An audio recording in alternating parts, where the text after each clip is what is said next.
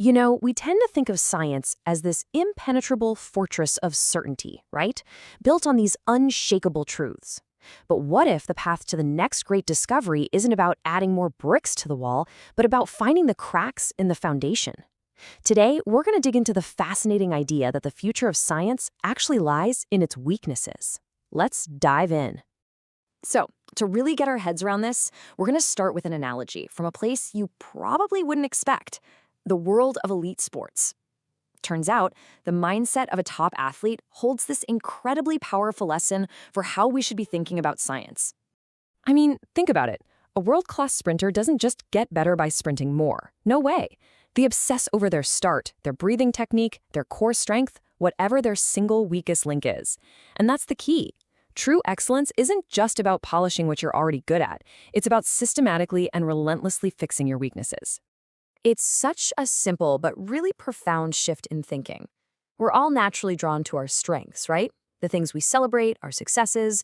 But the real growth, the stuff that actually leads to major breakthroughs, that comes from looking at the parts of us that need the most work.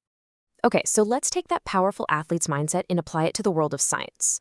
We love to picture science as this towering, indestructible fortress of knowledge.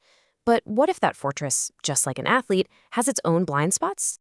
It's a pretty provocative thought, isn't it? What if the fields we revere the most, the ones that seem so solid, actually have areas that are way less certain than we assume?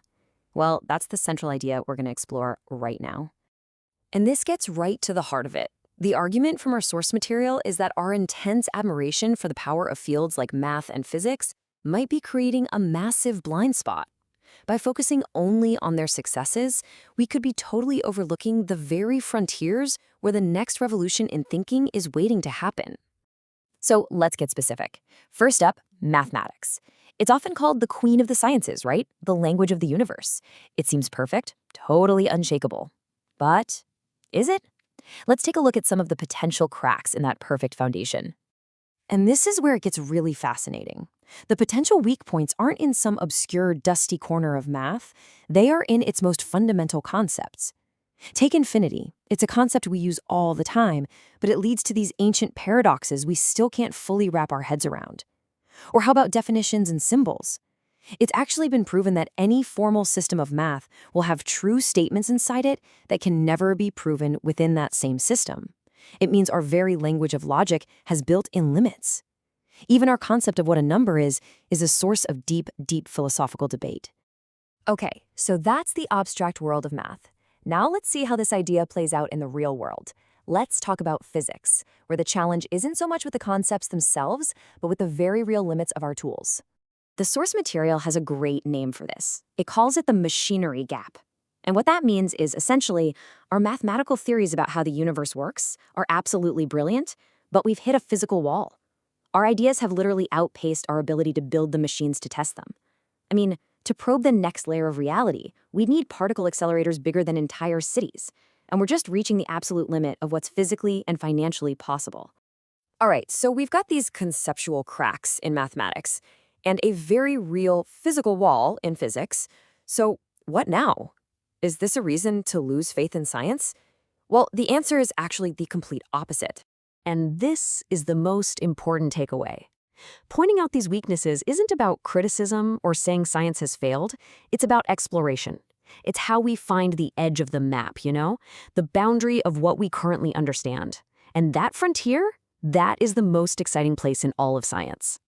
So the path forward, this new scientific mindset we're talking about, is actually incredibly simple, just like it is for our athlete.